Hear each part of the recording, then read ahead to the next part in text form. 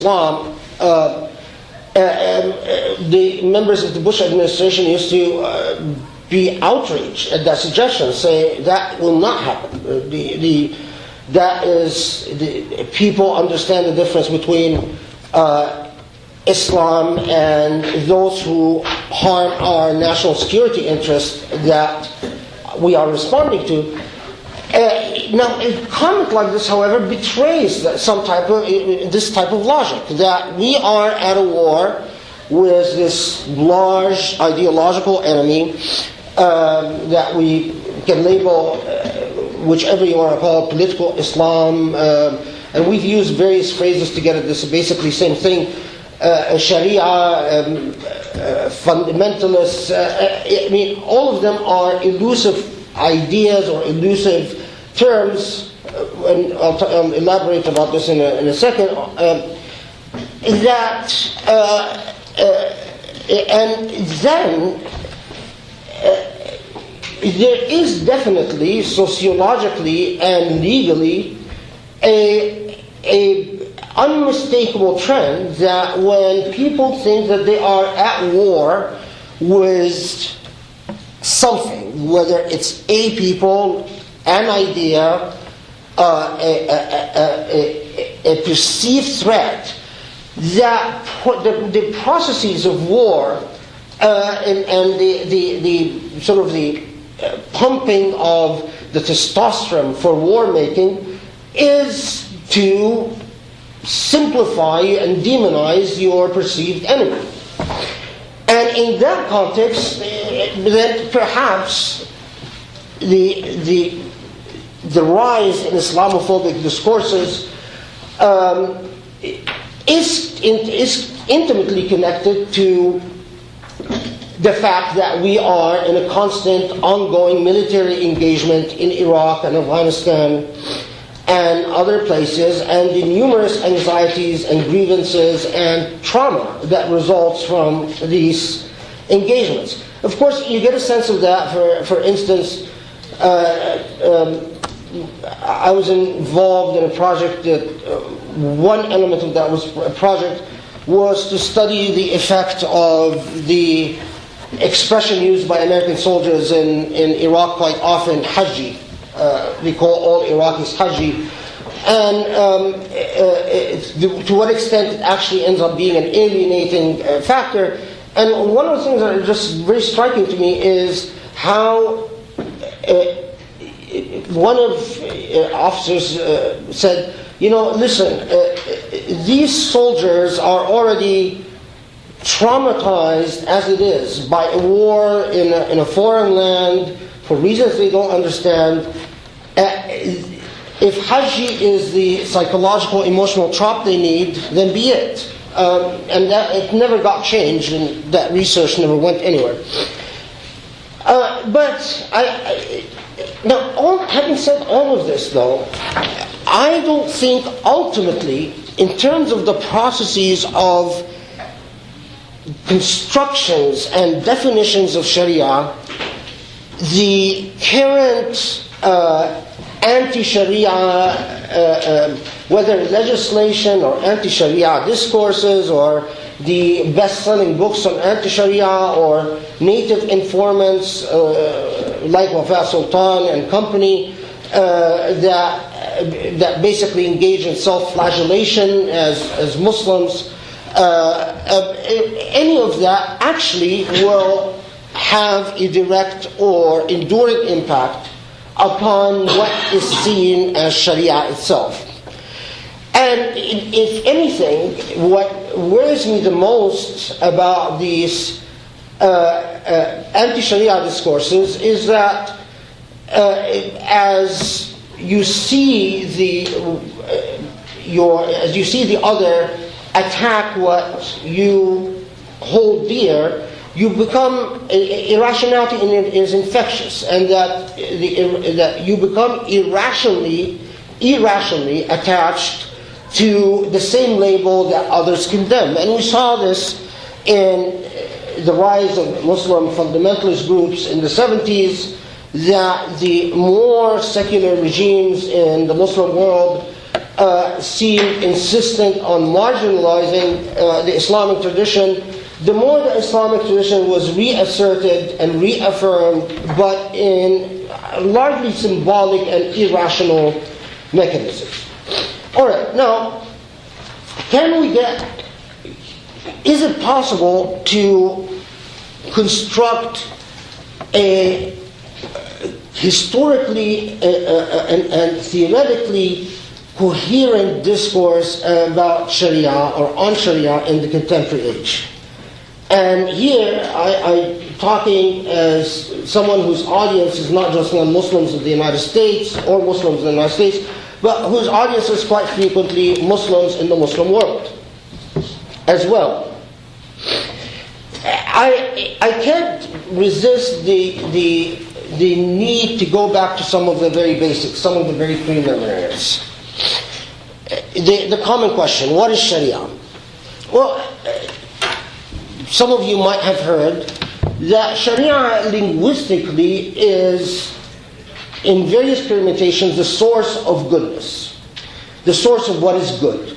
Whether it's a water hole, whether it is a path to a water hole, or a path from a water hole, or a path to life, or a path to health. It is constantly, the word itself refers to a path that leads to goodness, that leads to what in Arabic terminology is known as husn.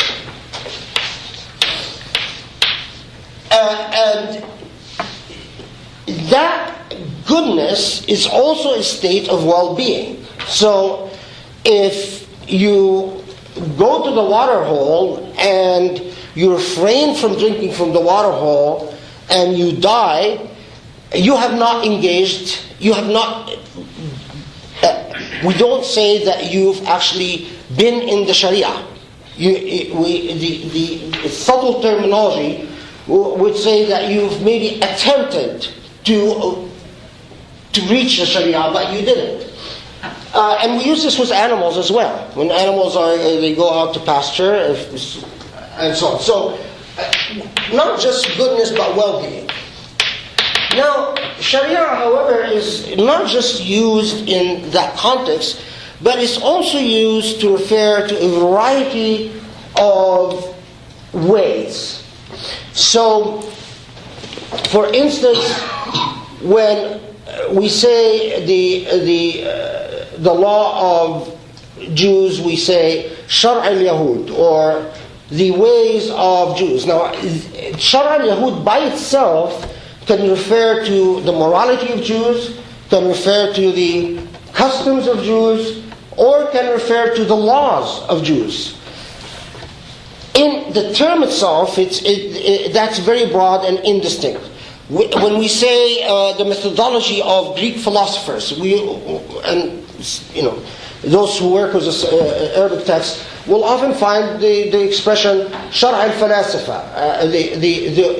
Literally, it reads the way of the philosophers, but actually referring to something very specific, the methodology of Greek logicians.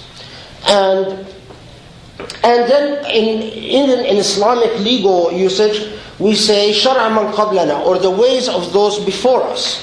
It connotes something negative. The ways of those before us, it connotes whatever was good from those who were before us, preceding generations. Now, how does this term become co-opted in law? Clearly in the Quran, there is no direct relation between that term and the idea of law.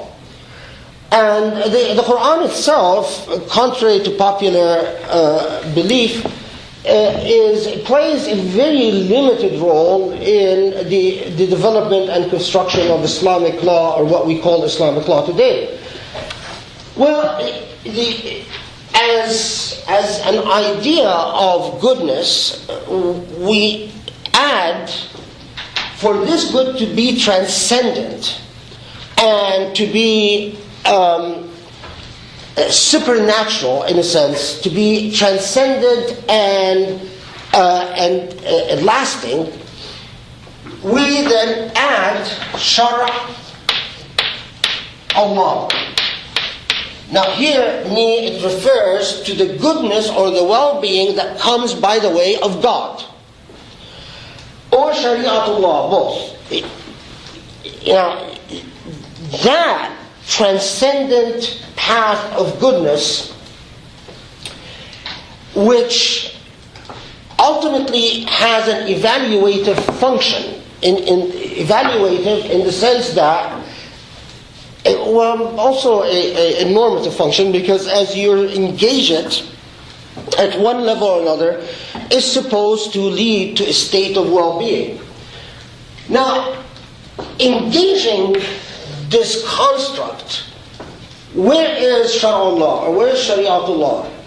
If you ask a Puritan, or what I've called Puritan in my work, if you ask a fundamentalist, a literalist, a textualist, a follower of the Karaite Jewish tradition, whatever you want to call it, all the point is those who start and end with the text, they will say that the Shari'ullah must exist in some concrete, tangible things, like the text of the Quran, the text of the oral traditions attributed to the Prophet Muhammad, the text of the oral traditions attributed to the companions of the Prophet or the family of the Prophet, the texts of cumulative interpretive traditions through the centuries, we call the text of the jurists, and they need that tangibility. Now you say,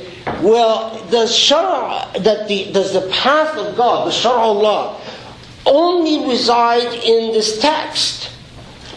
And interestingly, whether one is a Wahhabi, Puritan, fundamentalist, militant, whatever you want to call them, or otherwise, they'll say, well, no, we need some fundamental a priori principles that allow us to even deal with the text, absorb anything from the text.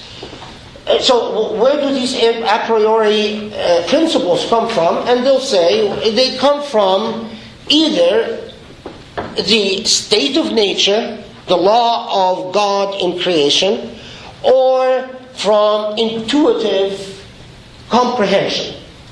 So for instance, I don't need a text to tell me that if I threw this Coke on the floor, I'm not going to probably be able to drink it again. You need a leverage from outside the text to tell you what is normally what we call common sense. Now, of course, you can, for those of you who are law students and so on, know that immediately once you concede anything out of the text, you've made a very huge concession indeed, and one that can be used to critique you in numerous ways.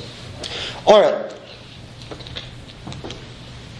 Now, the process of engaging the path, the transcendent path of goodness, or what we call the Shari'ullah, the path of divinity, is known in the term fiqh, understanding.